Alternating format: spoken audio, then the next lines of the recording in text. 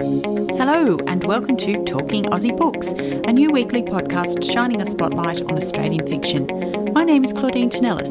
As a writer and avid reader, I love chatting about books. And in this podcast, I'll chat to authors, publishers and readers, giving you, dear listener, insight into what's hot on the Australian fiction scene. So if you're looking for your next book recommendation or just want to know more about Aussie fiction writers, this podcast is for you. Grab yourself a cuppa, sit back and enjoy.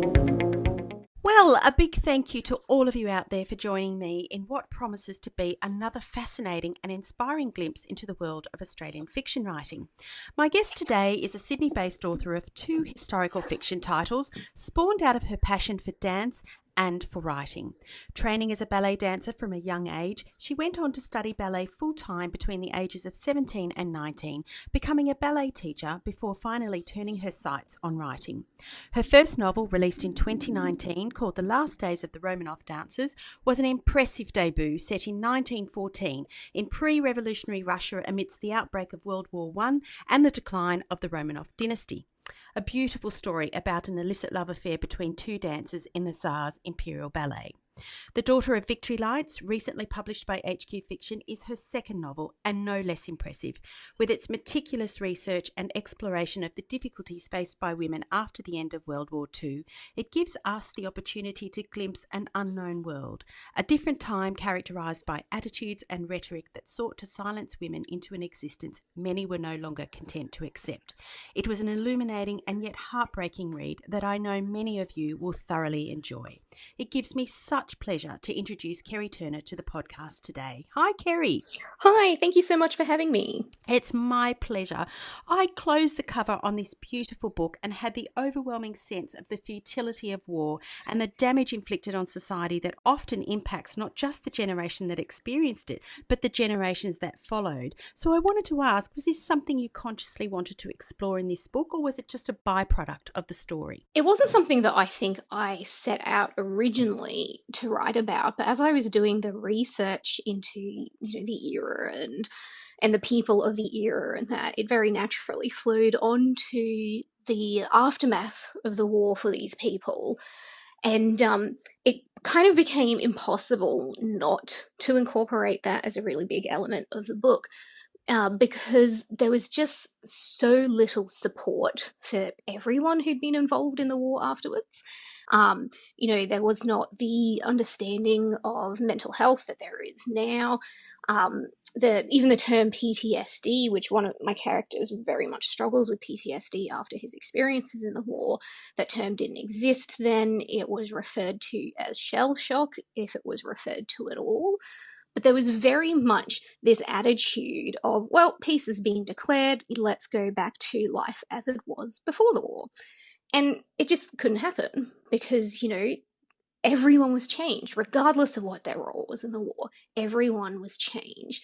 Men, women, and it had the flow-on effect to the next generations then because of these men and women who were, I guess, bottling up their experiences and their responses to their experiences in this effort to go back to, the bright, beautiful life of pre-war times, that's not healthy for anyone. And so these children that came after the war are growing up in an era of parents who are potentially struggling with the things they've seen, the things they've potentially done.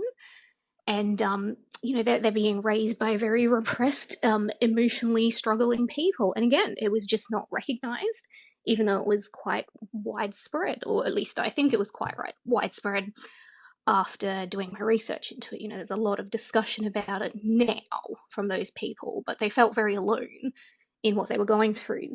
So I just, it became very natural that that had to be a part of the book then, because I felt like I wouldn't be doing the whole wartime experience justice. I wouldn't be covering what it really was like to be these people who were involved in the war if I didn't take into account the aftermath as well. Yeah, look, it was a fascinating insight and a really unique perspective, I thought. So then I wanted to ask you, Kerri, what was it that inspired you to write this story in the first place? It was actually a dream that I had. Wow. I like to say, I don't advise it. It's a difficult way to go into a book. But I refer to this book as having come to me backwards, because whereas my first book came to me with a very specific fact where I went, oh, yep, that's the basis of my book. This one was a setting first. And it was this boat. So I had this dream of this beautiful boat and these people in these very vintage swimsuits, very 1940s, 50s, and the little sort of flower-topped swimming caps that they used to wear. And they were doing handstands on the rails of this boat, and they were climbing the mast and sort of contorting themselves into shapes and flipping off into the water with all these spotlights, and it was sparkly and gorgeous and entertaining. And I woke up with a big smile on my face. And I said to my husband that morning, oh, that would just make such a fun setting in a book, or at least, for a chapter or a scene or something. And I jotted the idea down. Just, I keep every idea that I ever have just in case it comes in handy one day. Indeed. And, yeah, because you never know. But this one actually came around very quickly after that, because the same day, I was going to the Maritime Museum here in Sydney because there was an exhibition on the Titanic that I wanted to see. So I went to the exhibition with my husband, we had a look around, and then we thought, oh, well, we paid entry, let's see what else is on display here, because I'd never been before. And I found this one room that had, it was a display of Australian swimsuits throughout history. And I got to the section that had the 1940s and 50s swimsuits on mannequins in a big glass display case. And there was a TV screen in there as well. And on this TV screen was some black and white footage of these men and women who are in these 40s and 50s styles of swimsuits with the little flower-topped swimming caps and everything.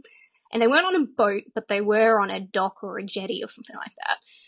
And they were doing handstands on the edge of it. God. And they were contorting themselves into all these strange shapes. And then they were somersaulting off into the water. And I just flipped out. I got so excited. And I was yelling across the museum very inappropriately to my husband. Come over here. It's my dream. It's the dream I told you about. And he came over and he was like, that really is exactly what you said this morning, except yours was on a boat. And to me, it was too big a coincidence to ignore. I just thought, that's a sign. I have to do something with this idea. But of course, a setting does not make a book. And I never want to not tell a story that, I want every story I tell to feel like a story that needs to be told, basically. So I began a process where I worked my way backwards from this crazy setting I had into finding a story that felt full and valid and like it was something that readers needed to know. Oh, that's fascinating. It was weird. I think that's probably the most unique story about inspiration I've ever heard. I swear, it always sounds like a lie when I say it too. I'm always like, it's so true though. It just happened that same morning. It's very weird. Oh, that's fabulous. I love it. As I've alluded to in my introduction, obviously I've read this book and I loved it. But for those who haven't read it, can you tell me a little bit more about it? Absolutely. So it opens in London during World War II. And my protagonist, Evelyn Bell, is working in the 93rd Searchlight Regiment, which was the first all-female searchlight regiment in the UK. And their job in this regiment was using spotlights to light up enemy aircraft that were flying in as part of the Blitz to bomb London. And they would light the aircraft up so that the anti-aircraft gunners could try to gun down the planes before they reached London and could carry out their bombing. So it was very dangerous work, and it was work that many people were opposed to women doing it. But a lot of the women they felt excited by what they were doing. They liked the independence. They liked the sense of contributing to the war effort. And Evelyn is very much one of these women. She loves her work. Then peace is declared, and she finds herself suddenly being thrust back into the expectation of a domestic life and nothing outside that. It was actually considered an insult to returning servicemen to even speak about women's work during the war. And Evelyn was resentful of this, because a lot of women in the era were. They liked their new experiences, they liked their independence, and they didn't want to have no choice in how to live their lives from here on out. And so Evelyn is lucky enough that her wartime experiences actually open up an opportunity to join this crazy performing boat, the Victory, that travels around Europe. So she joins the boat. Then we also see the experiences of Flynn, who's an American man who worked in a very unknown, very horrible job during the war called the Graves Registration Unit. And men in the Graves Registration Unit would follow in battlefields once the battle had cleared out. It was their responsibility to go through and find all the remains of the fallen men and try to identify them so that their families back home were not left wondering about their fates. So Flynn joins the Victory as well, and we see sort of Evelyn and Flynn's lives collide there, and we see both of their struggles with facing life after the war and how they go about it differently. Then there's part 2, which skips to 10 years ahead and focuses on a little girl called Lucy, and there's kind of a mystery as to what happened in the intervening years between part 1 and part 2, but I won't give any more away there. I absolutely loved this book, but I wanted to know, and I know that you've been asked this question before, but in case anyone might be wondering, was the Victory a real boat? No, it wasn't. The actual layout of the boat, the size, and its kind of backstory, I guess, that I gave the boat itself is all true. That was based on a boat called the SS Robin, who is one of the oldest tramp steamers that still survive in the world, and tramp steamer being a boat that was kind of adapted throughout the decades to any old job that she could get. And that's docked in London. You can actually go see it. So she's physically based on a real life boat. The performing boat, as I said, it came to me in a dream, but it was kind of a little mix of these tramp steamers, but also the floating theatres that they had in America, particularly on the Mississippi River. So I just kind of took a couple of concepts like that and jammed them together to make my own slightly unique thing that I hope people still find believable and conceivable. Most definitely. Now, you talked about the Victory as being a performing boat, and the thing that makes it a performing boat is this burlesque show that happens on board. Now, it's hard for us to imagine that as a performance mode, burlesque was back in the day illegal. So yes. What Evie did was all the more daring for her time and for her background. She really did push the boundaries, didn't she? Yeah, she did. And I think that's why I kind of leaned on burlesque as my performance element. I mean, the 1950s, despite burlesque being illegal, that was its real heyday as well. And I think it was specifically because of the rebellious nature of it. We're talking about women who, again, had these roles in the war and they resented having to go back, don the apron and the heels and be in the kitchen and nothing else. And so it kind of made sense to me that if they're rebelling against society and expectations, that they would embrace an art form that was rebellious as well, because of the fact that it could land you in jail. It wouldn't just land the performers in jail, it would land the audience in jail as well. That's how strict the censorship laws were. So I thought, burlesque to us today, it's such a, it's a beautiful art form. We kind of consider it as quite classy and a throwback to an older era of different values. But back then, no, it was about being a rebel. It was about breaking the law. It was about going, you can't tell me what to do. I'm going to choose what I do with my life and my body. And I thought that was fascinating and fit that post-war era just to a T. Obviously, Evelyn's work in the Searchlight Regiment certainly, made her compatible for work on the Victory at the time. But those two things I found incredibly fascinating. The two historical facts on which the backbone of this book stands, the Searchlight Regiment and the Graves Registration Unit. I thought they were fascinating insights into the war, which I had no previous knowledge of. So why did you want to feature these particular units in your book? I think the Searchlight Regiment came first. As I said, I was working my way backwards from my dream setting idea to finding a storyline to go with it. And I knew I had my boat. I knew the era because of the costumes and that I'd seen, so I knew it was post-war. And I also knew that I didn't want my protagonist to be a performer, despite the fact it was a performing boat. Only because my first book had two performers as the protagonists, both ballet dancers, so I wanted to mix it up a little bit. And I'd already chosen that she would work the lighting on this show because it was something I was a little bit familiar with, but also just generally interested in. So then I was looking for a connection of how she would have ended up on this boat in this role as a result of her wartime experiences. And so I just did lots and lots of Googling and searching and reading and all sorts of things. And it just happened by chance through, searching so many different terms that I could think of that I came across the 93rd Searchlight Regiment. And it's not something that's widely known today. And these women, I just found them so courageous and so exciting. And I just felt like, oh yeah, people need to know about these women and what they did because they really, really helped the war effort, and then they just had to go silent about it afterwards. There's a lot of roles that women had during the war were. So that settled me on the 93rd Searchlight Regiment. And then with my character of Flynn, I knew he was American because I really wanted two different wartime experiences reflected. The female British one and then the male American one, with Americans having gotten involved in the war somewhat later. And I knew that his storyline, I'd already sort of mapped it out, and it was very much influenced by his wartime experiences and this having PTSD that is not addressed and is very much ignored.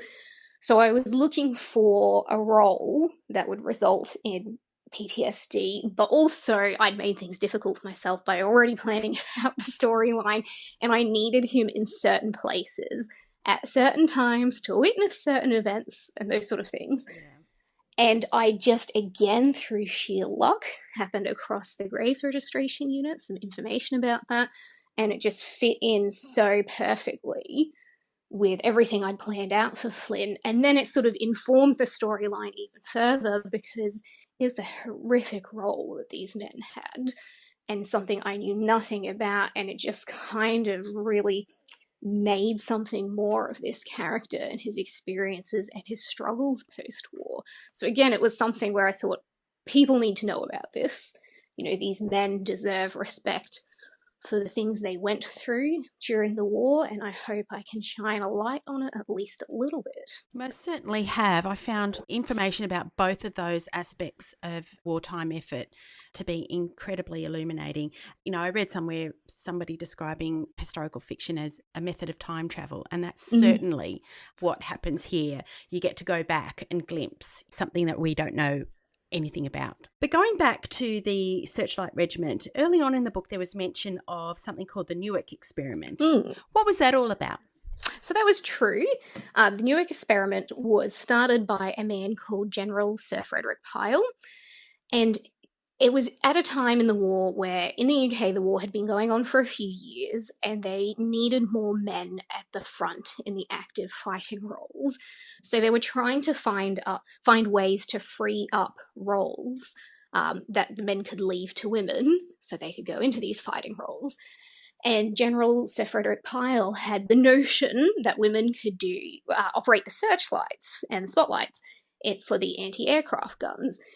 Only he came up against a lot of resistance. People were very sure that women did not have the physical nor mental fortitude to run these units. But he managed to convince, the powers that be to run an experiment.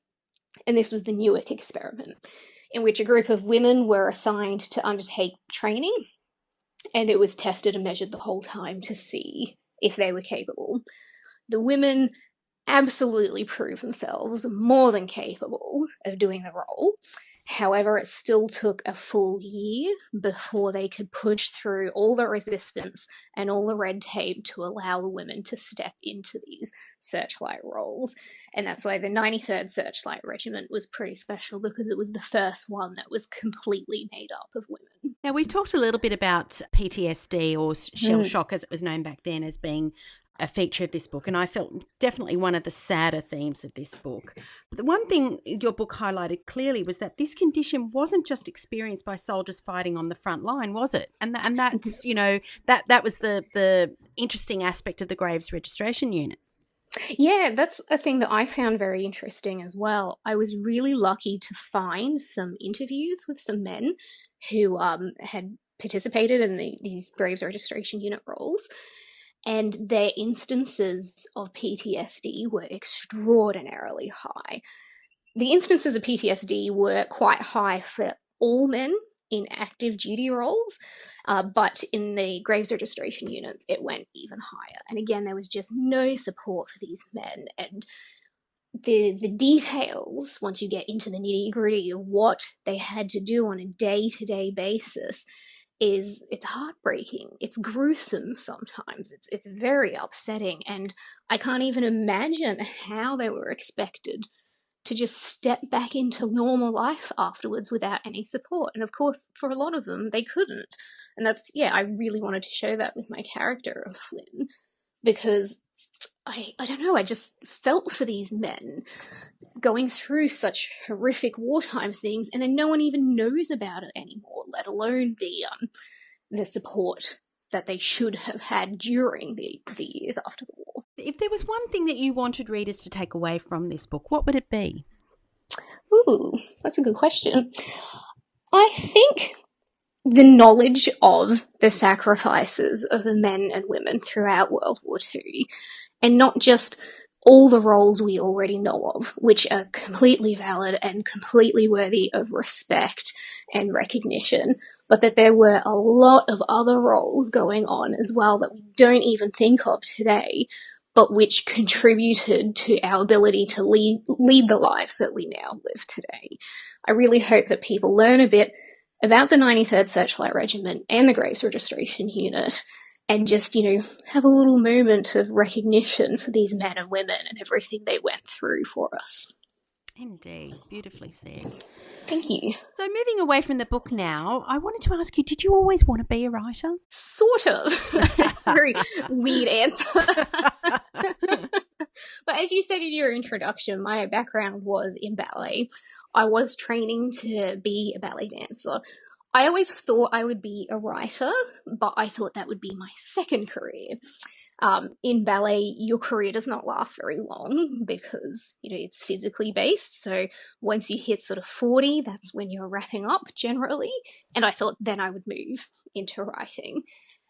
But it didn't work out that way.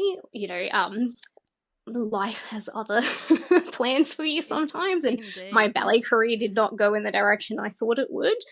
And I shifted to writing much sooner than I expected.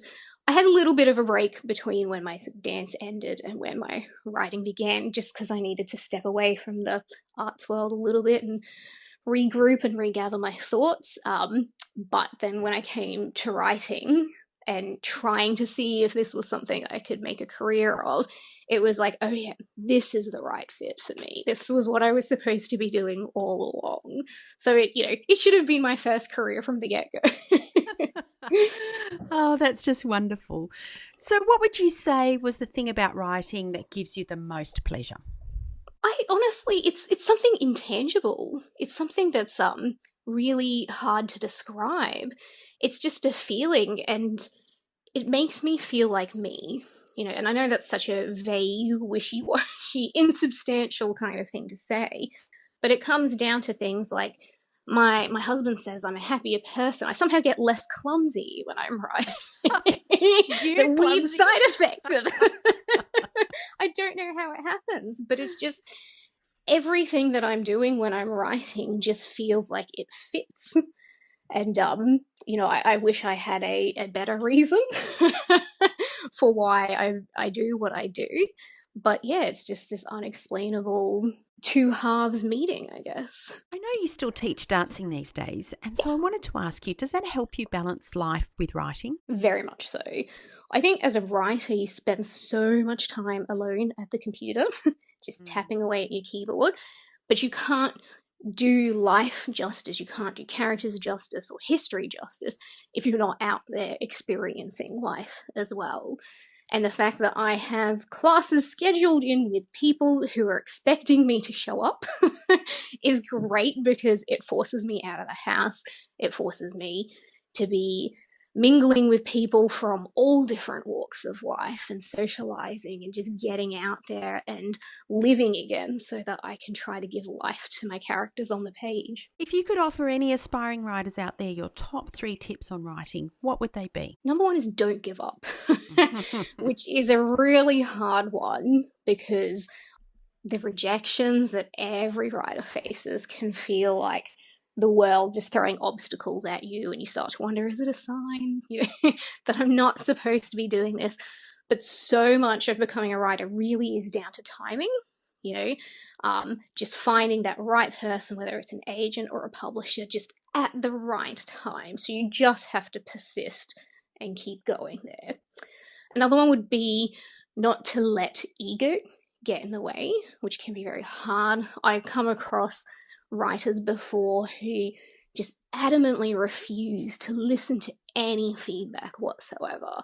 And it's just not going to get you anywhere, because once you get a publishing deal, you still have to go through the editing process anyway, in which you have to be receptive to ideas coming from your editor and your publisher.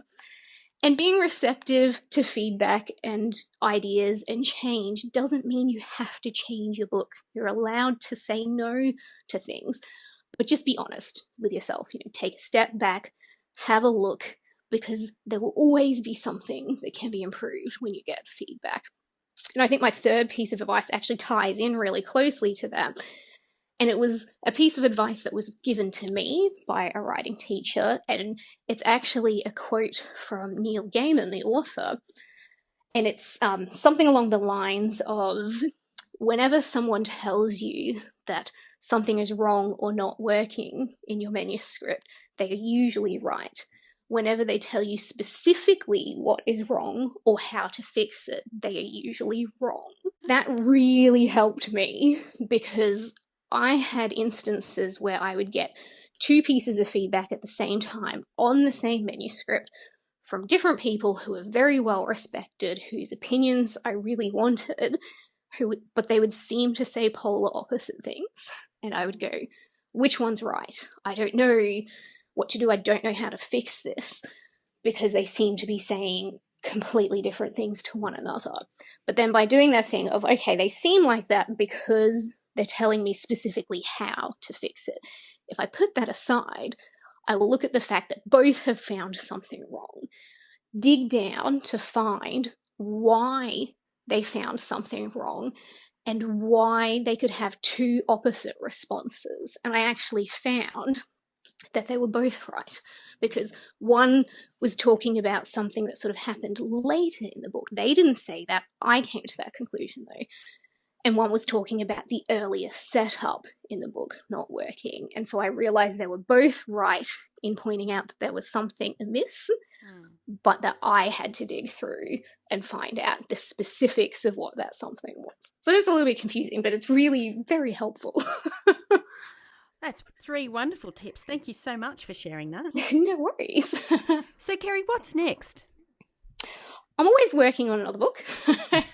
I always plan on giving myself a break after one book's out, but by that time I'm too excited by the next idea and already jumping full steam ahead into it.